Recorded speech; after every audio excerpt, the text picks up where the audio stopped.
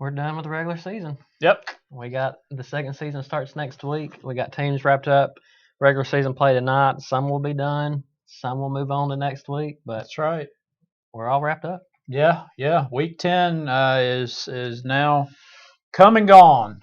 Seemed like just a few weeks ago we were talking about how excited we were for the football seasons to start, and now on November 1st we can put a ribbon on it and call it a season. And then next week we start playoffs. I'm Kevin Taylor. This is Teddy Couch. Welcome to the Gadsden Times Football Review. Starting next week, those teams that are alive in the playoffs, their record is 0-0. Their goal to go 5-0 and to go to Auburn and actually be in Auburn when they do go 5-0. So the trail begins next week. Most of these games will be played next Friday. Some may actually play Thursday, depending upon where they're being played. So we've got at least 4 teams out of Etowah County that will be in the playoffs next week, and then we've got a number of teams outside the county that will also be making that push for the Big Blue Trophy. Yep, 4 teams in out of 10, as Kevin just mentioned, out of Etowah County. So it's been a tough season for a lot of schools. Rough season for a number of teams. But everybody's done, like you said, tonight.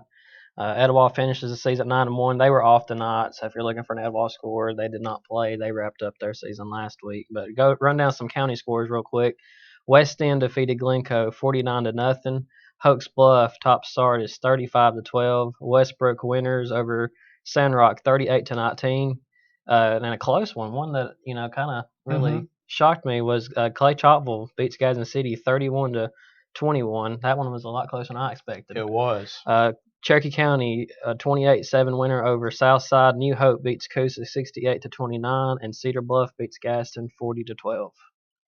So that's kind of how the county ended for us this week. We got 4 teams in the playoffs. That's Etowah, Hoax Bluff, Westbrook, and Sardis. So their season will continue for at least one more week. Yep, at least one more week. It's now sudden death, and we'll see who can survive and move on to round 2.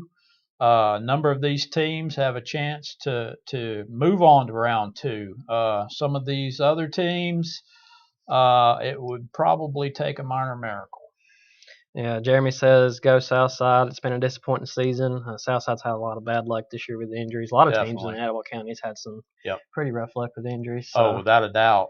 I tell you, I was at the Gadsden City Clay Chalkville game, and it seemed to me there were more kids wearing jerseys and not dressed out or not in full pads warming up on the sideline as there were the kids actually on the field warming up. And I told Ollie, I said, my God, it looks like a MASH unit over here with all the number of kids who are out tonight for tonight's game against a good Clay Chalkville team, which will end up going to the playoffs next week. Gadsden City jumped out 7-0, and then Clay just responded right back, scored, tied the game. It was 14-10 at the half, and Clay Chalkville was up, and obviously Gadsden City still, they're in the ball game. Now Gadsden City ends up being down 24-21 in the fourth quarter, and I mean this game is definitely up for grabs.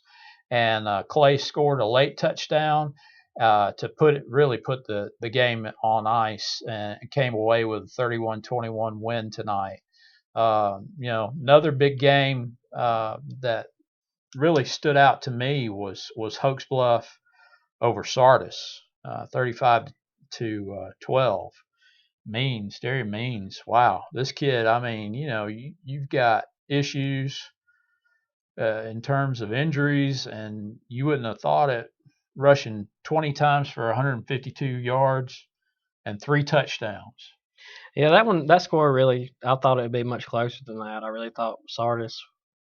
I picked Hoax Bluff to win that one, but I thought Sardis could make it close or even win that game. Yeah. I was really shocked to see, Hoax Bluff kind of pull away on that one. So A big win for Hoax Bluff heading into the playoffs. That's a good playoff tune-up, and so they need that having to hit the road to Northside. Both of them have very tough road matchups next week. I was Sardis got to go to Clay Central. That's going to be a very toughie. And then I think Northside, if I'm not mistaken, is number 4 in 4A, so that'll be a tough road matchup too. So that's a good playoff tune-up for both teams. Obviously, Sardis just came out on the wrong end on that one. Yeah, we talked about it last week. How would some of these playoff teams play their game tonight with no bearing on the playoffs whatsoever?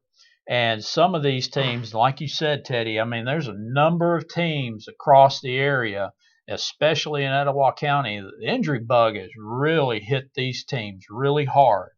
And so, I brought up the idea of, maybe resting some of your star players and getting them ready. Because, I mean, if they're hurt in week 10 and you play them, what good are they when you're trying to make a push for a state championship in the playoffs where there is no tomorrow if you lose? So Mike Robson kind of put it all into perspective when he said, I'd much rather be 7-3 than 6-4. So, obviously he's playing to win, and these guys obviously they took care of business. A couple of Etowah comments. Danny says he's ready to see how far Etowah gets this year, and then Daniel corrects us on Etowah. They actually beat the bye week 49-7. Oh, wow! They gave up a late touchdown. They gave up a late touchdown to the bye week. So. Okay. And Daniel also mentions how about Hoover going down 38-7 IMG Academy. Yeah. IMG gets guys from all over the country. Oh yeah, without a doubt. That's like an all-star team. There in Florida, and for them to really kind of take Hoover to the woodshed, that's really not very surprising. I was over in Walnut Grove tonight for West End and Glencoe, two teams. Knew it was their last game of the season, and West End really got out to a hot start. Obviously, West End throws it around a lot, and that did not change tonight. Eli Pierce throws a 20-yard touchdown to Jeremiah Robertson on the first drive of the game. It took them literally a minute and 16 seconds to get on the board. And then from then on, it was the Eli Pierce show. He 1-yard touchdown. Then he had a 6-yard touchdown pass to Mason Barnett. He had a 50-yard touchdown to his little brother Thad Pierce, and then he also hit Adam Bates for a 45-yard touchdown. Wow! So, and then Adam Bates with a 60-yard interception return for a touchdown, and then Eli found his brother again in the third quarter for a 23-yard touchdown. Now, Glencoe just really wasn't able to get things moving. They didn't pick up their first down of the game until 9:34 in the second quarter on a fake punt. So it was the West End show. They were able to get a little bit of revenge on Glencoe. You remember last year, Glencoe beat them 40-6. So West End able to get back on them this year. They really improved. You got to really give West End credit. Yeah. Those guys won 4 of their last 6 ball games. This is their first 3-game win streak since 2015. West End played a brutal schedule, as did Glencoe, but West End's able to pick some momentum up heading into next year. They got losing some key guys like Jeremiah, but they're returning Eli. They got some younger guys that's had to step up because of injuries, as we've talked about. Same thing with Glencoe. You look over at Glencoe, and at some point they got 6 freshmen playing on defense, about 4 or 5 on offense.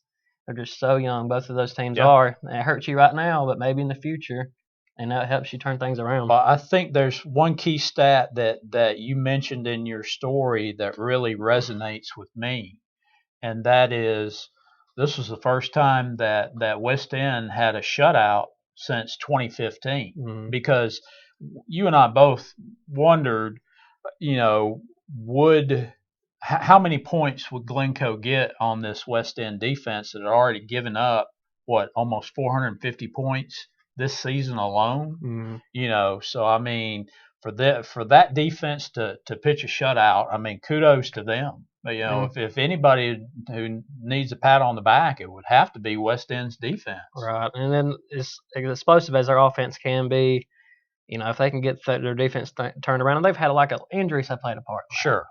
So if they can get healthy, stay healthy, who knows? West End could be a team to look out for in the next year or so. That's what they're hoping for. So I mean, Pierce throws for well over 2,000 yards this season. I know at halftime, as a junior.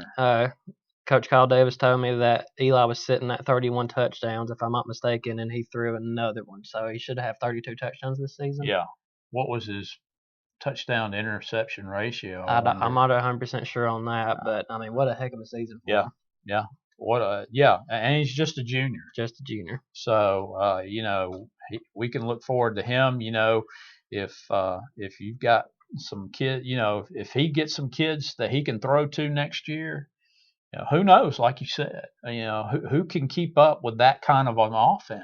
It'll be the Eli Thad Pierce show next year. So Yeah, I'm telling you, man, Eli throws a beautiful football. I mean, yeah, he's just natural out there throwing it right into his receiver's hands. So big win for West End tonight. They get, like I said, finish the season off on a 3-game win streak, 4-6. Therefore, they didn't have a win through their first, I don't know, 4 games. Yeah, exactly. And, here they are winning 4 of their last 6. So, just shout out to the Patriots on a big week. Yeah, indeed. Another game that really stood out to me, Gunnersville comes from behind to beat Albertville tonight, 24-21. Albertville was ahead throughout most of this game, and then Gunnersville scores with 109 left in the game, then scores a 2-point conversion to win 24-21. Albertville goes in the playoffs. They've got Muscle Shoals in the first round of the playoffs at 5-5. Gunnersville's in the playoffs as well. They go to Hamilton. They go to their place with a 7-2 record. Nice win for Gunnersville. That's another quarterback there at Gunnersville. He's a really nice. He's got a nice spiral, and I would not be surprised if Gunnersville goes to Hamilton and pulls off a win there. Yeah, I mean, it's very possible. I mean, you got an air attack like that, who knows? Yeah, you don't see a whole lot of that in Northeast Alabama. That's well, for sure. and to win a game like this where you were behind the majority of the game and you never quit and you end up scoring in a clutch situation, that's huge. That right there, that tells a coach a number of things right there on that one single play, and then to punch it in for the 2-point conversion to put you up 3. So obviously, if Albertville had pushed it on, they would have had to kick a field goal to at least tie it and send it into overtime. So that's a huge win for Gunnersville. They go into the playoffs. So like I said, they go on the road to Hamilton next week. Gunnersville 7-2. They're playing at Hamilton. So like I said, I would not be surprised if Gunnersville comes out of there with a win on the road. Debbie asks if we have a Fort Payne score. Do you have one? I want to say on the way in, I heard Fort Payne won like 38 to 24. I believe Fort Payne did win, and I know they've got. Let's see, Fort Payne is also. Where are they? They're right here in front of me. 6A. Yep, they're at home against Hartsville next week, so that should be a really good game. Hartsville's going to come in. I want to say they won tonight. They're going to be 5-5. It's been a struggle for them, but Fort Payne, they are playing really good football right now. They've got probably one of the best kickers in the state, and so I would look for them to win at home next week. I'm not sure exactly what happened in this one with Westbrook and Sandrock, but I know Westbrook did win 38-19. I'm not sure that was a tight ball game. That one kind of really stuck out when I saw some scores at halftime. That one was a little closer than I thought it would be, but good for Westbrook to get back in the win column after a tough loss last week against Cleveland. Absolutely. And they got a tough one next week. We have several county teams wrap up their season tonight. Southside lost to Cherokee County 28-7. Yep. It was the Slade Alexander show for Cherokee County. He rushed for 3 touchdowns and threw for another, and Southside just really didn't have an answer for him. There again, another team just decimated by injuries. It just seemed like every week in, week out, Southside was just getting hammered with injuries, and that's just too much for a football team to overcome. I don't care who you are. If you're in high school, college, the NFL, if you get hit by the injury bug, it's just so hard to overcome. And, it's just been a tough year for Southside. Greg said it's great to be a Gunnersville Wildcat, and he said Gunnersville sealed the deal with an INT at the goal line to win Yeah, it. sure So did. I think about Greg, if you remind me, I want to say about 4 seconds left in the game. They had an interception to close that game out. So, like I said, that's a huge win for Gunnersville. I look forward. I think that with your quarterback there, they can make a lot of noise. not sure on details on Coosa and New Hope. It's like New Hope wins 68-29. 68-29. It's been a Yeah. lot how Coosa's games have gone this year. They've been able to score points, just haven't Yeah. been able to stop the other teams from scoring. Yeah, I mean, that's it. They've kind of fallen into the same mix, I guess, as you'd say with West End. Is West End, great offensively, not so good on defensively. Coosa, kind of up and down. Sometimes they can have a great offensive night and just terrible on defense, or they can, just their defense not even show up. And Coosa, the big thing with them has been, play up front. They've been really young there. Have had, Yep, some injury bugs. I think they've had a little bit of injuries there. Could be wrong, but I know that was a big question mark, and it's, kind of been a struggle this season for yeah, them. Uh, but really, it was Evandale. What a huge season he had. I know heading yeah, into tonight's game, he had 1,398 receiving yards. It looked like he was on track to break the single season record for most receiving yards in a season. But last yeah, week, with all that rain, he was held to 93 or 98 yards yeah. receiving. That's a down week for Yeah, Evandale. and then he's probably going to finish what in or what in career receiving In yards. career receiving yards right now, he's at 3,000 before tonight's game. So I don't know what he had tonight, but you have that and what he does next season, he has a real Yeah, possibility of breaking the and he's career. already surpassed Julio Jones, Julio right? Jones for a single season. Yeah. I mean, that's a Wow. it's a bit impressive.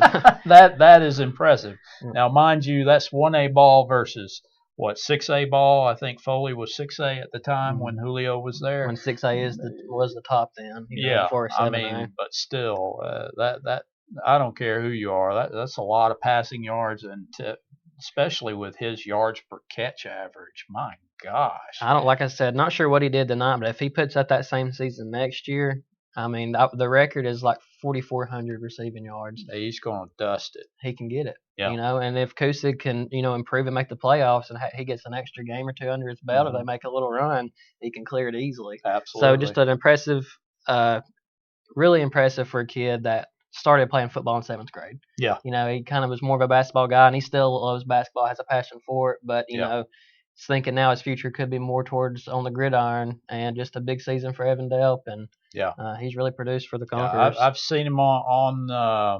the football field, and I've seen him on the hardwood. He's good at both of them. He's smooth on the hardwood too now, but he looks really good out there. I think he looks more comfortable on the football field because he presents so many mismatches.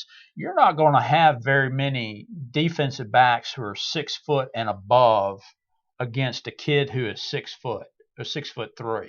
That's just not going to happen very often in 1A ball. Right. So I mean, he automatically has that height advantage, and he's got great hands because he's a basketball player. So it just I would look for that career yardage to just he's going to probably just like I said he's going to dust it as far as the state record goes as long as he stays healthy.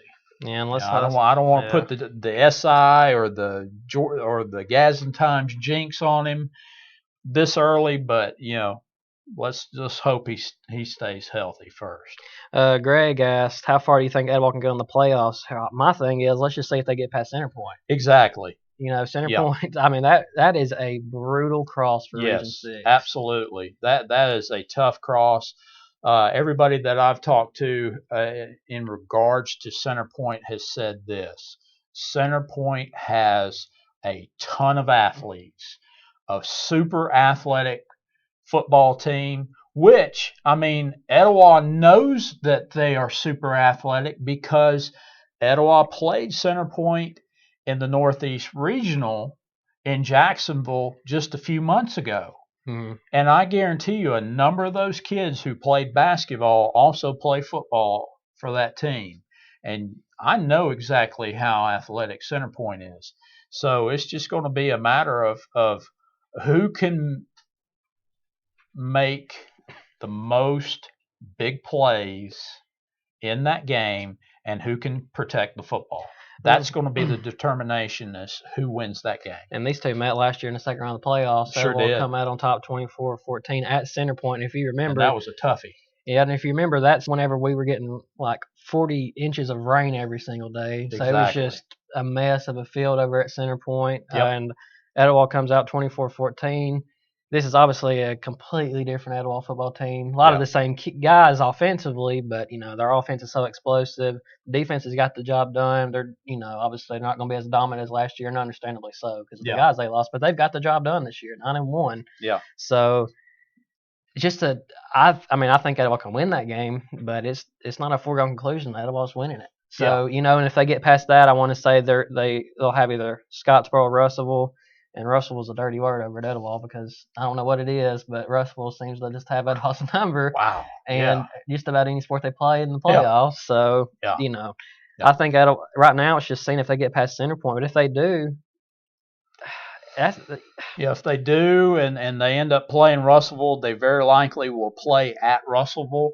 So Scottsboro's played well this year too. Yeah. So who knows who comes out of that one? It's gonna be interesting. 5A North's it's pretty tough, especially when you look at the region Etowah crosses with. Because I think, in my opinion, Region 6, Etowah's region, the only chance they got to get winning a game is Etowah's game. Yeah.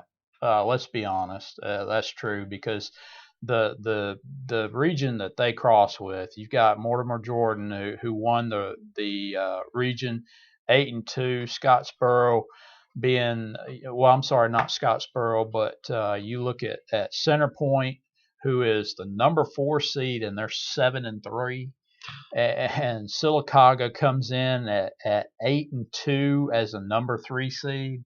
I mean, come on, guys. I mean, that's a tough region, and they beat up on each other. So I mean, it's. And then you look at Clay Central. They're at home at 7-2 against Sardis 5-5. Wow, that's just like I said. That's a brutal region. So all we got to do is we got to wait until next week. We'll see what happens. You can't worry about that Russellville curse. You just got to beat Center Point first. You got to get by Center Point first, and that is going to be a tall tale. It's not going to be easy. It's not going to be easy for any of our county teams to look at. No, it really is not. You got Etowah going to Northside, and like I said, I believe they're number 4 in the state. I know, obviously they won their region, but as we've mentioned the last few weeks, when Hoaxbluff makes these playoff runs, they do it starting out on the road, and sometimes when you start out on the road as a low seed, you get a better you kind of do. Yeah, you really do. So Hoaxbluff going to Northside next week, Westbrook at Aliceville, and then as we mentioned, Sardis is at Clay Central. So that's how it shapes up next week for our county teams. Gadsden falls at Cedar Bluff. Cedar Bluff, another team that's headed to the playoffs in Class 2A. Cedar Bluff goes to Red Bay, undefeated. Red Bay. That's 2A North is tough. Long drive for Cedar Bluff because 2A North is brutal. Yeah, it really is. And then I'm going to go back to Marshall County. A couple big games. Number 1, Arab ends up with a winning season tonight. They beat North Jackson. They go 6-4 for the year after only winning 1 game last year. Yeah, they turn it around under Lee Osmond in his first year. They go 6-4, come just shy of the playoffs. That's a whale of a job. I don't care who you are. Elizabeth mentioned that earlier. She said, "Way to go, everybody, on a winning season." I meant to bring that up, and it slipped my mind. But wow. Yeah. It just, that's the Lee Osmond effect. I mean, Matt wherever he goes, football. He wins. He really does. And then on a more solemn note, this morning in North Marshall County, a football player from DAR, he passed away in a car accident. He was senior right tackle for DAR. He passed away in a car accident. DAR decided to still play tonight. It was a unanimous decision by the players. They were going to play the game. They played at Brindley Mountain tonight. DAR closes out the season. They beat Brindley Mountain tonight 43-8. Thoughts and prayers go out to everybody at DAR. That's a tough deal. That's a really tough deal, and my hat's off to the players who decided to play that game tonight. And obviously they kept their focus and won it for their teammate again. Like I said, 43-8 over Brindley Mountain. Yeah, you hate to hear something like that, but had to be a tough game to play. But shout out to DAR for that one. Yeah. Let's look at next week. That's what everybody's talking about. We're talking about the playoffs, and go ahead and cue up Jim Moore. Playoffs? That's what we're talking about. Playoffs. Hubbardsville goes to Spring Garden in Class 1A. That's one of our area teams in the area. Hackleburg goes to Valley Head. And then in Class 2A, a number of area teams around our, not just in Etowah County, but are in and around Etowah County. Westbrook goes to Aliceville. Westbrook, again, that's a tough one right there. North Sand Mountain goes to Addison. Oh, another toughie right there. Colbert County comes to Collinsville. Collinsville closed out with a win tonight over Valley Head, 42-8. Sheffield goes to undefeated Fife. Woo! Yeah, I knew that was going to be. Do you think Fife will Fife? Fife will Fife, okay. And Sheffield. Thanks for showing up, guys. Here's your butt whipping. Good luck, and we'll see you again next year. Wow. Cedar Bluff, as we said, goes to Red Bay, undefeated Red Bay. Cleveland goes to Sulligent. And then in Class 3A, JB Pennington goes to Piedmont. Guys, enjoy your new. I know you're in the midst of getting a new high school being built there at JB Pennington. I know you can't wait to open that up. That's something to look forward to. Next week's not one of them. I would not look forward to going to Piedmont next week. So that's a pretty tough draw. You can at least say you made the playoffs, but that's a tough draw there. Colbert Heights goes to undefeated Susan Moore, 10-0. Congratulations to the Bulldogs on completing an undefeated season, regular season, and they've got Colbert Heights next week. That's definitely a winnable game for Susan Moore. I think they'll definitely move on to the second round. And if I'm not mistaken, if they win that game, they will very likely play Walter Wellborn. So that should be a toughie. Class 4A, like we said, Hoax Bluff goes to Northside. Good Hope goes to Aniana. Anniston goes to Fayette County. And another one in and around our area, Cordova goes to Jacksonville. So some decent games there. 4A North, I would have to say that's up in the air. That's really anybody's. That's really anybody's game. I would have to say right now, if you're looking at a favorite to come out of the North, maybe Jacksonville. I don't know. Yeah, I mean Ron Wiggins is he's tough to bet against. That's for sure. That kid can carry the football. He can tote the mail, and he is definitely one who can do it. Class 5A, Boaz will go to Mortimer Jordan.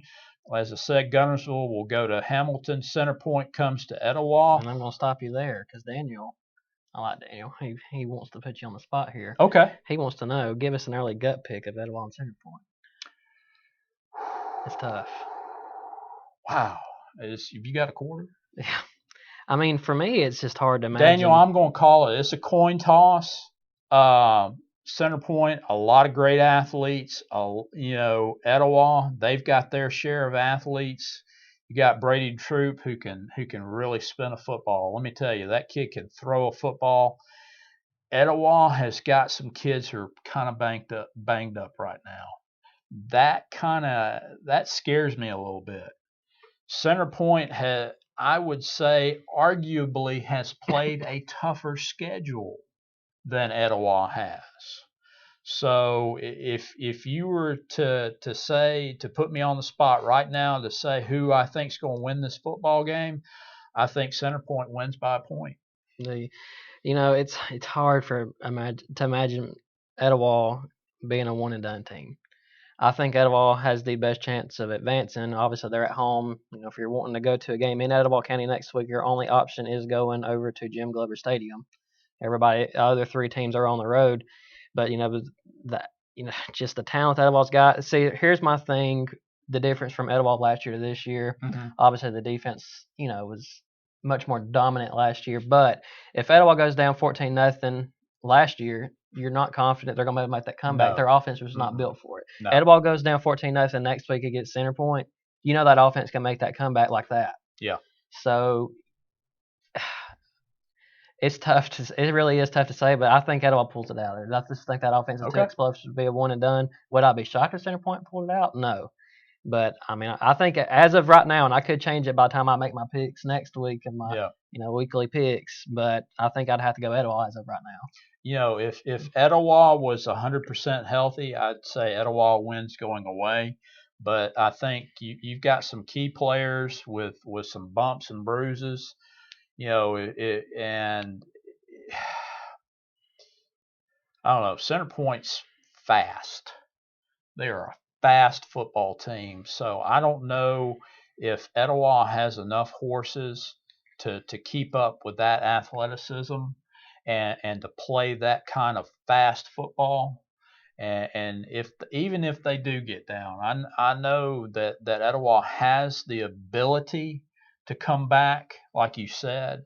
But I think really it'll come down to the first 5 minutes of this game.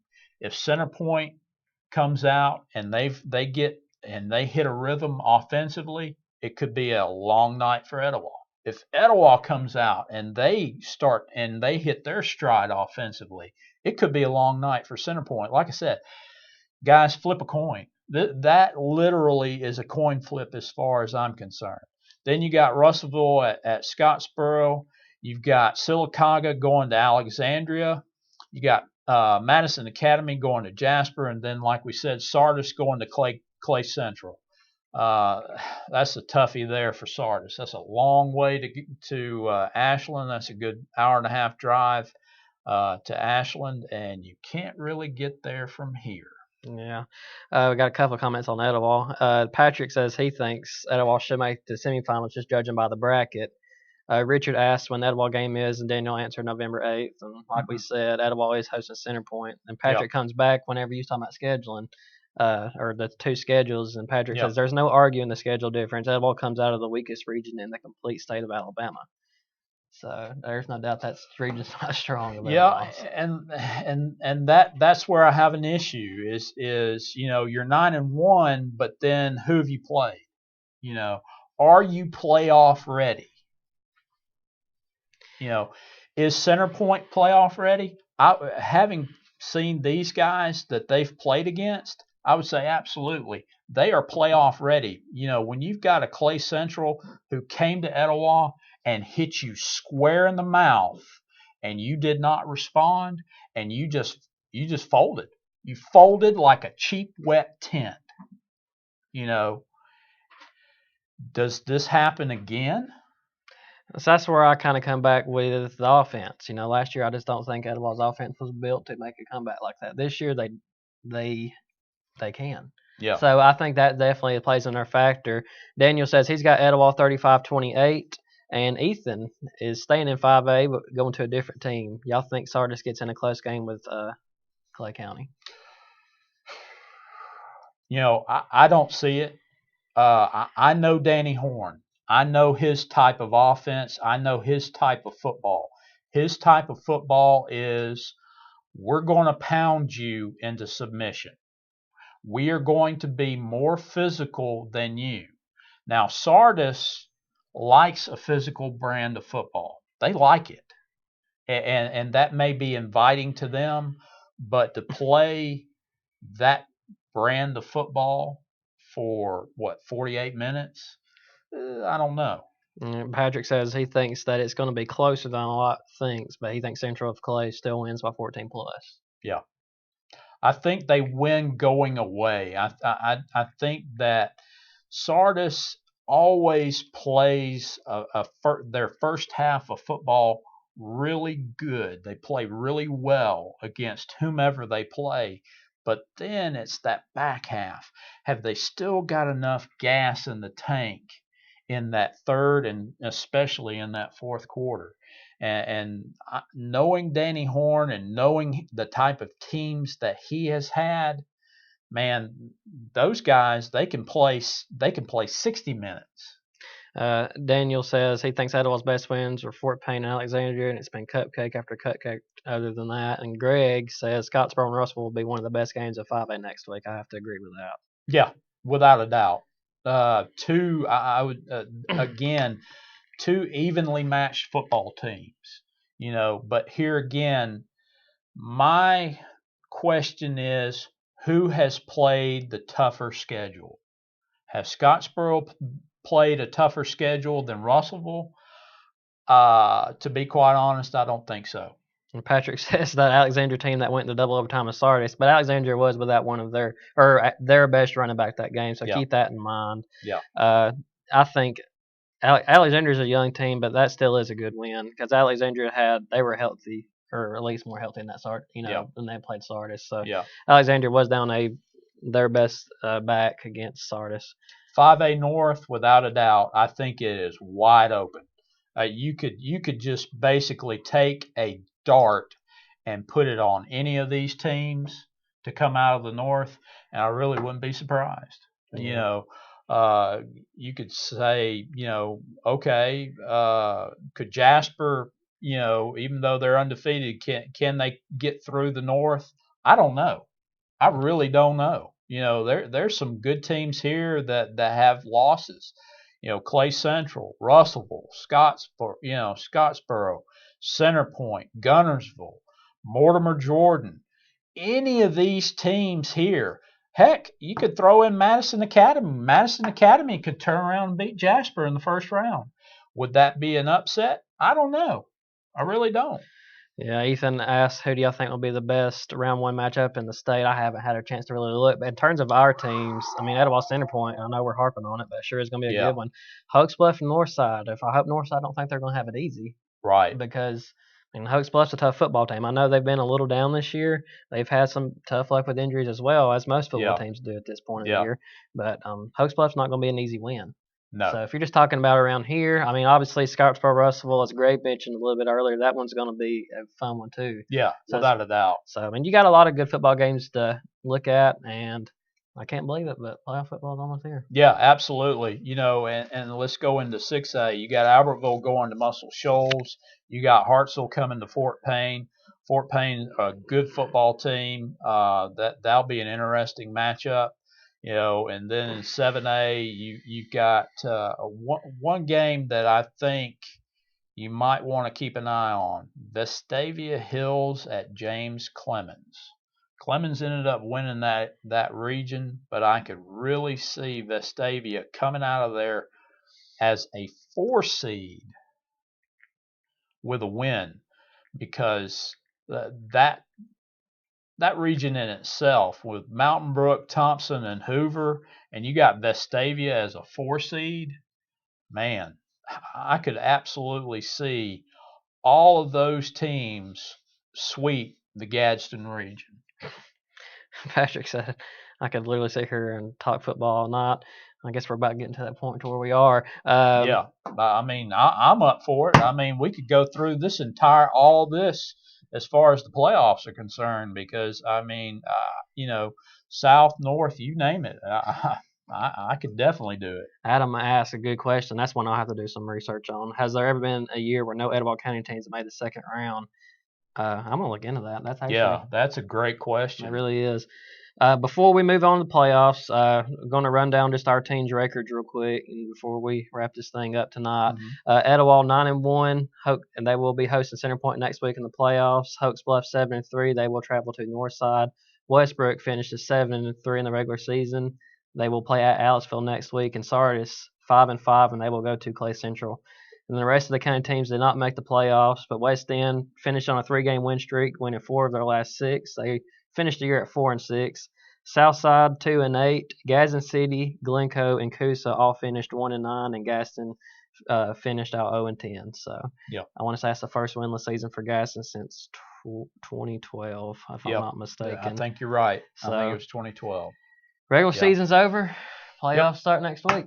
It is sudden death next week. You come in, the only thing you want to do is you want to go 5-0 and get that big blue trophy. And no Etowah County team has done so since 2001 with Hoax Bluff. Wow, that's been a long time. It's a long drought.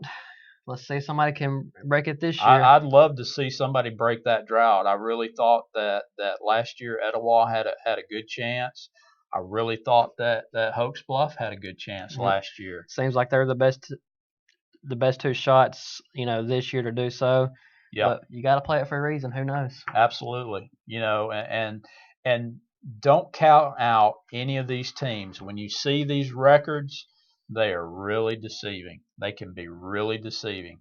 You look at Hoax Bluff, they're going to come in 7-3 against a Northside team that's going to be either 8-1, 9-1. Wow.